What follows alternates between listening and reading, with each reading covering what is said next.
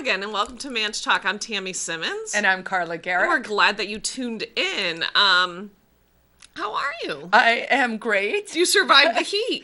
I did, and I'm enjoying this little break in the weather. The rain. It's Tuesday, and it's raining, and I'm loving it, partially garden. because all of my gardens need more water than I've given them, and I have things I need to do, and when it's nice out, I just end up outside playing in the dirt. That's just what I do. Or you're walking the dog, or you're doing something, Right. Where when it's raining, there's that enticement's a little bit. I like to watch documentaries and do laundry and then work laundry. on projects. I've got inside house stuff. I have enough projects. It could rain for a month, and if I was motivated, I could stay busy. Yes, the never-ending to-do list. Yeah. Yes. So I'm glad it's raining, but it's gonna be nice. I think today's the last bit of rain. I think. Don't quote me on that. And it's gonna be cooler. I mean, it's not gonna be like it was. That was crazy heat.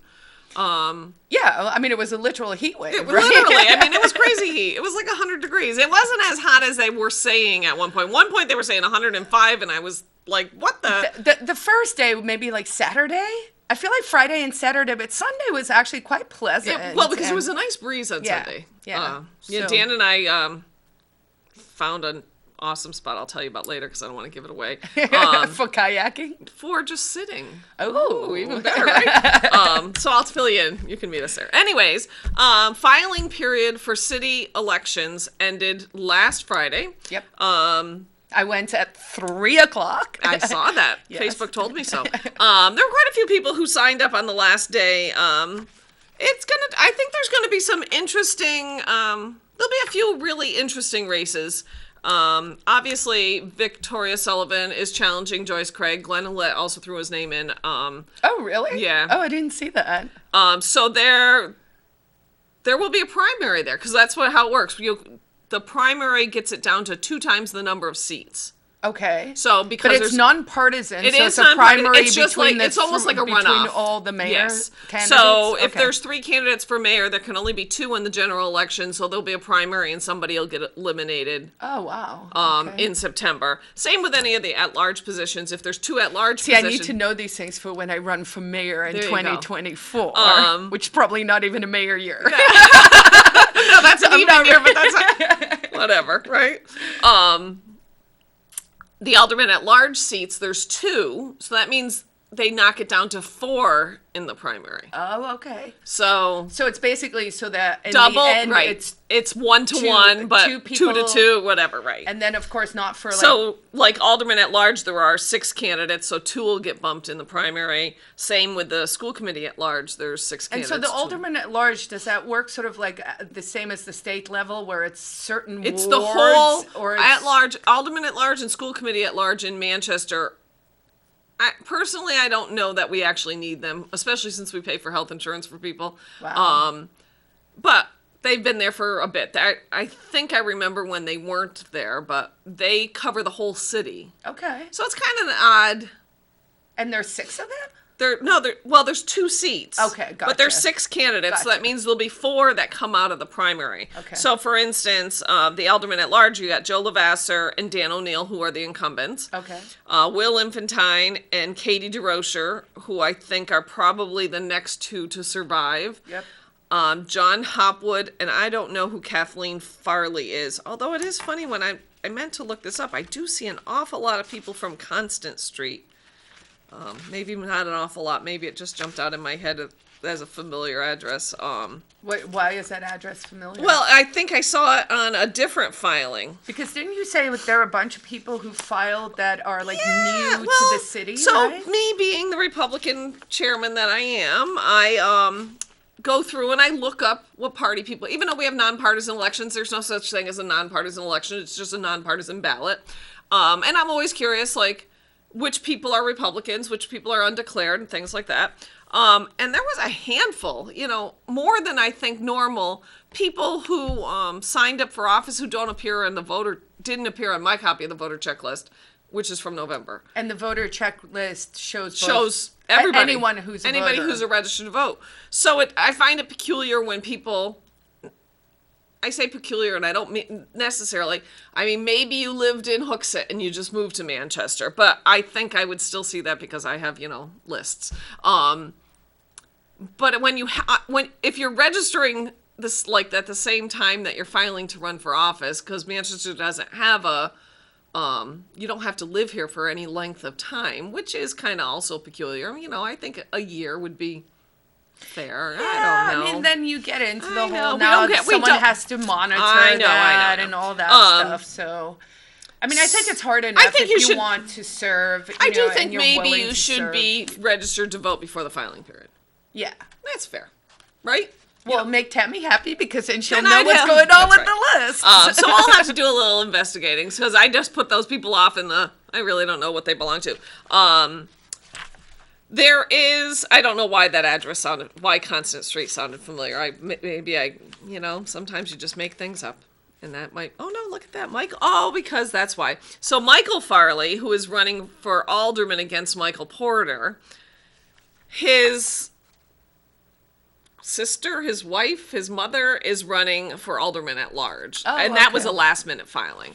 And Michael Farley's, I'm pretty sure, fairly involved in the Democrat Party. So Okay. it was just, I knew I was like, that's the kind of memory I have. I saw that address. So anyways, we have a pretty full slate. I don't think there's any, I could be wrong, but I do not believe there is a, top of the ticket, alderman or school committee race that is that is just a gimme. Right. Even in places where I did see that is Rich Gerard is not running Rich again Gerard for opted school not to board, run. which- He said he was, he's got a lot going on in his family, and it is a lot of work. People, and it was heavy lifting. I think and he was had heading a really, up. Yeah, he took on a lot. He was the head of the negotiations. So, I sometimes people get And upset. there's a pretty sweet contract coming out again, Yeah. isn't there? And you know what? All these contracts, what bugs me is we always hear, well, but we made concessions. And I'd love to, if I wasn't busy gardening and everything else, I'd love to look, and if I could find the access to the information, so forget that. I'd love to see what these concessions over time really are. Right. What does it mean we gave concessions? So instead of us spending, instead of healthcare costing the taxpayers, $6 million, we have concessions and it's now only going to cost us, $6 million. But we'll give you raises because Yeah. we're not spending more Yeah. here. I'm skeptical Yeah, of course. because I really think what happens is they come in with these, we would like we want a 5% raise and we want lower deductibles and we want all these things. And then we go from there and call them concessions. And they're not really concessions. We're just giving in on demands. Right. And, anyone who understands anything about negotiation, which I'm very sure that the people who run the unions do. You can start whatever your anchor is, will put in Yeah. an indication of, kind of where you want to Right. go. So the way I would always teach it, in negotiating classes is, if you're doing a deal, right? Yeah. And one party says, I want $1 million. Yeah. And the other party says, I will give you $10. Right. We know your anchors are very far apart, but that you're probably going to end end up up- on and 500, right? But if you say $1 million and the other party says 900, Right. you're going to be You'll at be in the mid- 950. right. So when these guys are doing the concessions, if they put their anchor number at so high that you're conceding down, but you're basically just, Right. so it's, I agree with you. So concessions. The taxpayers, I don't think, are getting any concessions. No. No. Completely unrelated, but I do want to say this out loud because I've been saying this for years. So I was reading in the Union Leader the other day that Nashua, who's had recent problems with their valuation, their tax Their valuation, assessments. they're going to have to bond $1.3 million to do a revaluation like next year. And normally you don't do the reval all the time because it's expensive. And it always makes me say, why in the world do we base our tax assessments on property values that fluctuate all over the place and are interpretive? I remember when I was still living on Parker Street, this was years ago, when they did the major revaluation, must have been after the school tax. My neighbor's house and my house are virtually the same. I mean, they're almost identical. Square foot, they're probably built by the same people. She has a 2-car garage. She had an addition. I have an addition. There really was, my lot was a little bigger, but she's got a bigger driveway. So if anything, Comparable. my valuation was like $22,000 higher than hers. Someone at City Hall doesn't like you, Tammy. Well, it was just so peculiar because I'm like, how did somebody come to these two houses and somehow think that hers was vinyl sided, mine, like hers was definitely more valuable real estate wise. And I just thought that's peculiar. So that's when I really started saying, wait a minute, this is silly. So we base our property taxes on this number that changes at the whim of things that you have no control over as a homeowner. Or what if we just based it on acreage and square footage? That didn't change. Acreage doesn't change. It doesn't fluctuate. Your lot doesn't get bigger and smaller.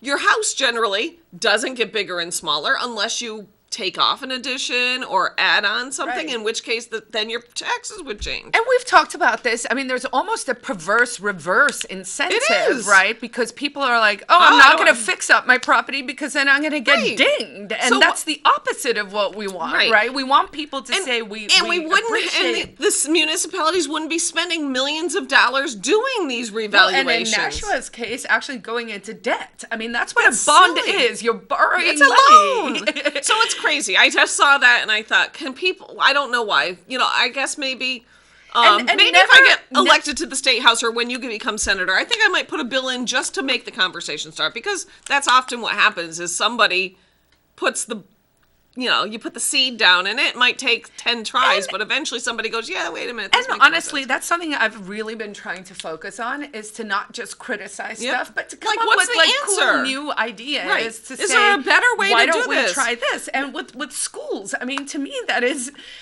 just a given. We were, I was at a brainstorming session over the weekend and we were sort of talking about, ideas about schools and what can we do? People are concerned and all of that.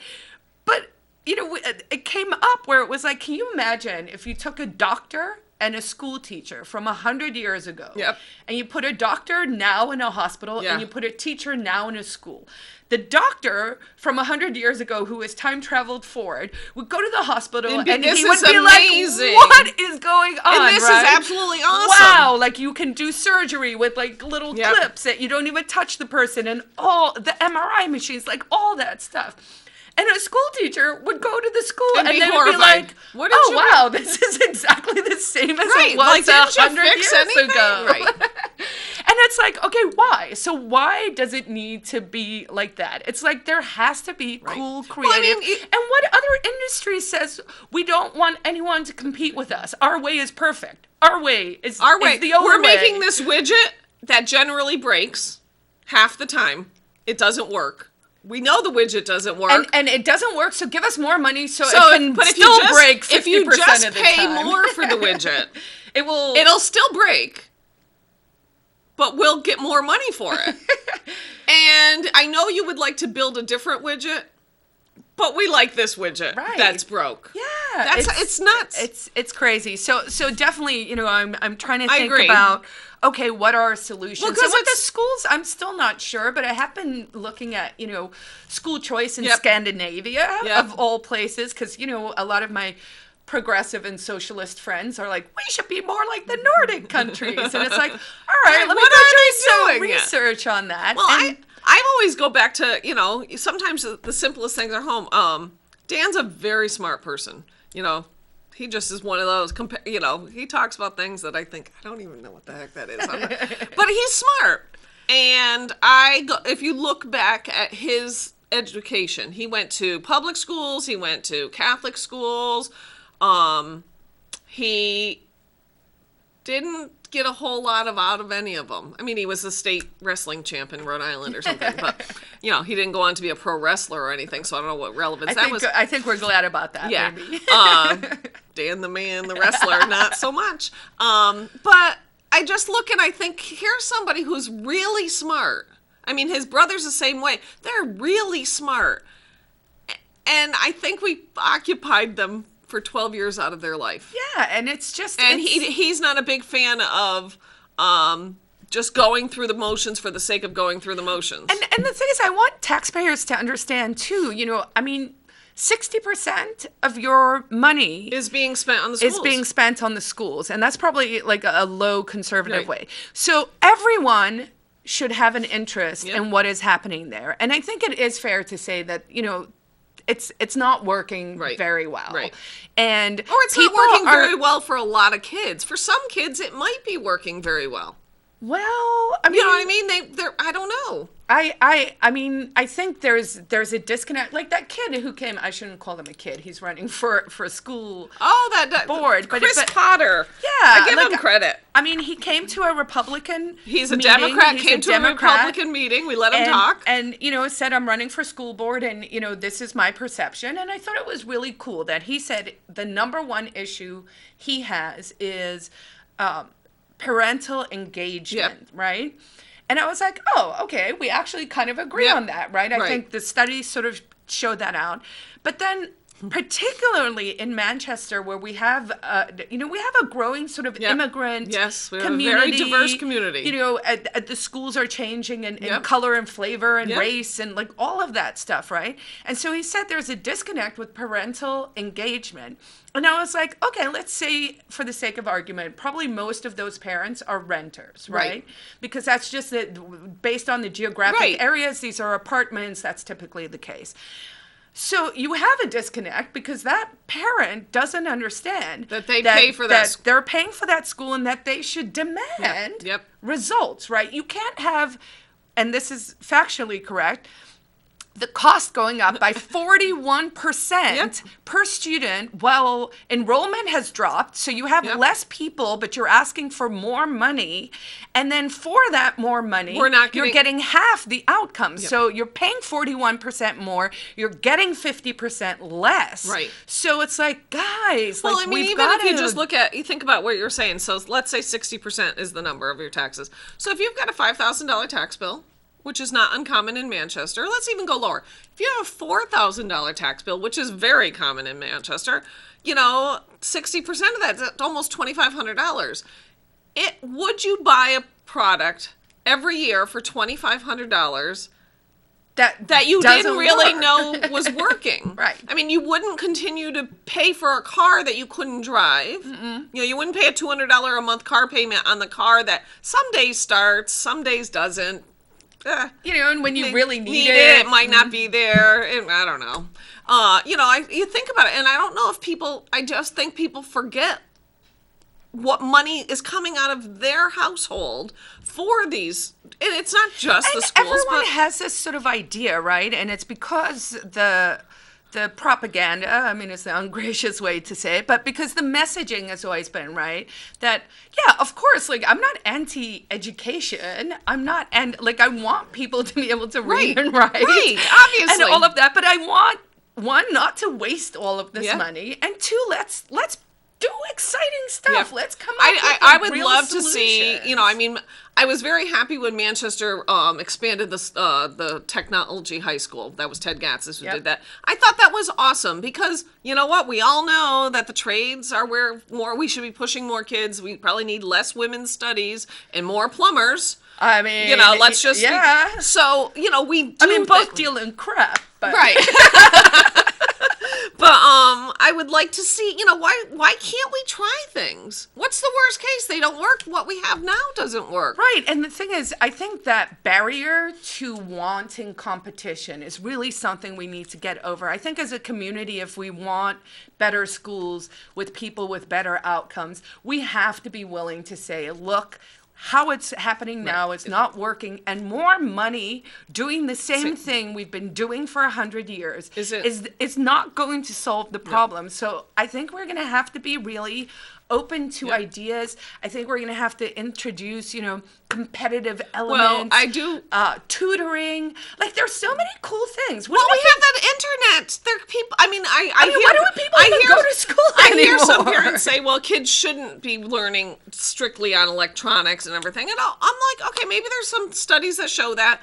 But you can't tell me that kids couldn't sit someplace in the library where maybe we could get people to go back to the library and watch a big screen TV with a wonderful teacher who just happens to be in maybe Colorado or something, teach a class. Maybe they still do it out of books, but they don't have to be in that building. Right. Restricted to just that teacher. Yep. And so I watched this thing about schools specifically in Sweden. So there were a lot of interesting things I learned. One is Sweden actually has full school choice with vouchers, and you can go to any school. How it works is it works on grades. So the better your grade, you get More a first choices. choice of your school. So if everyone has good grades, everyone wants to go to this one And then school, there's a then raffle. it's a lottery Right, system, right. right? Okay. Not a raffle. There's Buy your actually ticket. a teacher shortage currently in Sweden. So they're actually recruiting teachers from all over the world. So I watched some YouTube with some American PE teacher, and he was like, let me tell you about, life in Sweden as a teacher. And, he said, he really, really, really liked that lunches were free, and that made me laugh because I was like, There's no such thing as a free lunch. Yeah, there's no such thing as a free lunch. And then he said, his cost of living and his salary were sort of comparable. Yeah. But he did say in Sweden, teachers are not paid on a pay grade. You negotiate your salary. Because- and that blew his mind because he was like, oh, this is great. So like, if I'm I'm a a good really teacher, good teacher. I'm I gonna could make some do really good better. money. And then the coup de grace was when he said, so cost of living is pretty much the same. But, I will say this, the taxes are very, very high in Sweden. And I was like, ding, ding, Ding, ding. That's how the free lunch comes in. Yeah, so people need to remember that, right? Every time you go, oh, I want free education or I want this, it's not free. Someone is paying, and you can't just make the rich people pay. Everybody pays, and I don't want. I mean, this is not the same degree, but it's like when we built the dog park. I don't want people who don't own dogs to pay for a park that they're never going to use. Right. When I see people say, well, this park needs work, and I'm like, well, raise the money. Your kids are the ones that are going to use the playground. Help raise the money or help maintain it or whatever. I mean, and it goes... And I feel with technology, we're so on the cusp. If we just have the appetite to do cool, new, innovative things, we're so there. What if we said, okay, this is your, property tax bill, but you're allowed to allocate it to these projects, right, on a sliding scale. I mean, tech is there where you are allowed to start to say... What if we found out that people wanted their money literally to just fix the roads? What if everybody said, if you gave everybody, even if it was 1% of their tax bill, that they could put to whatever project they want? I mean, I know I want the pothole on Conant and Dubuque fixed, Mayor Joyce. Years ago, when Frank Ginta was mayor, everybody used to come to the school committee, the budget hearings, and say they were willing to pay more money. They would voluntarily pay more money for the schools. This handful of people would do it. So we set up a nonprofit so that or whatever mechanism, so that people could actually... Did they donate? Yeah, we have a city of 110,000, maybe it was less than. There was like $4,000. Wow. So you're like, okay, that's still $4,000. But it's just the point that, yes. When 20 people stand up. Oh, yeah, I mean. And say, I would volunteer to do this. Well, then do it. Right. And they didn't. Yeah. Because guess what? They really don't want their money. Yep. They want to volunteer your money. Because it's always easy to spend It's easy to someone spend other else's money. Always is. So, yeah. So anyway, that was like a long lead in just to say, I am running for the school charter commission. There are 37 people running. I would say predominantly Democrats. Yes. Which, my spidey sense says they are the folks that would like let me backstep. Yep. This charter commission, which is very confusing for a lot of people because this is not the same as the charter commission that we elected like 4 or 6 years ago. This is a school charter commission. This is the first school charter commission that we would be electing in Manchester because Representative Pat Long, former alderman, currently alderman candidate for Ward 3, always overrides the tax cap, etc., etc. Tax and spend, Pat Long. Put a bill in, HB 544, and regardless of irregardless, I always get those two words screwed up, despite what you may read. Regardless. Regardless. I used to say irregardless, and now I corrected myself, and now I'm confused anymore. But anyways, regardless of what you may or may not hear, this is HB 544 is already law. Yes. It is not waiting on anybody. No, it is chapter Governor law. Sununu signed it. Right. He signed it on July 10th. Actually, well, I think it's enabling legislation. This is one of those things where people in the State House tend to say, well, why the heck would we? Which is why I think I like your idea of we should be more proactive in introducing bills and starting conversations for the future we see. So this 9-member charter commission shall have the powers and duties of a charter commission established pursuant to this chapter and shall comply with the provisions of the chapter as otherwise. If Manchester School District voters approve a ballot question on the November 2020 regular election to adopt a school district charter, because we do not have one now because we have a city charter, which includes a procedure to allow the Manchester School District to amend the charter without approval of the state legislature, and to repeal the existing Manchester School District charter established in 1846 amended. We have one. I'm going to go read all that Yeah, there's stuff, like all by sorts the of way. stuff. So we're electing, out of these 37 people, we will elect 9 who will review the existing city charter from 1846 or whatever. But the goal of, I would say, the majority of people running is to specifically give taxing authority and make the city school district. So it's a run around around the tax cap. And they want autonomy from the aldermen. Right. So basically, I think this is probably challenging for 2 reasons. One is because they're trying to do a run around the tax cap, so that's bad for taxpayers in general. And then they're saying, oh, we want our own taxing authority. So if we want to like fix the schools in these like fancy new ways, your taxes could go up, 10%. Right, and the tax cap would cover the municipal stuff which is already not growing as fast as the schools. No, I mean, it's shocking. The school budget is more than the municipal budget in Manchester. Of a whole city. Which seems just crazy to me. So there. So that's it. So Carla's running for charter commission, and I will wholeheartedly endorse that everybody in the city of Manchester should be voting for Carla. And you can feel free to bullet her.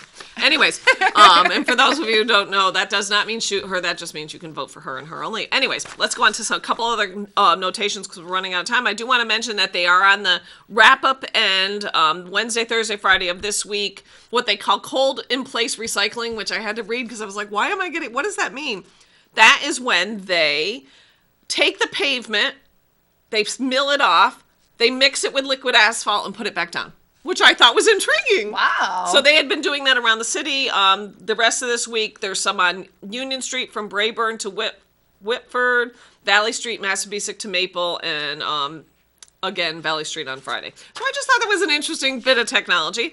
I also want to mention that I think this started this week. You cannot go westbound. You cannot access the Amoskeag Bridge westbound any way except for from Canal Street. All of Salmon Street and all the other, they're doing water main or something for like the rest of August. So do not try to go across the and it'll be back up, so try to avoid it. And I'm getting the wrap-up sign, so we're going to wrap up. I guess that's all we got for this week. Apparently, Carla and I will have plenty to talk about next week. Enjoy that weather. Hope your garden's got plenty of drink and that the sun comes back tomorrow. Have a great one. Yep. Bye. Peace out.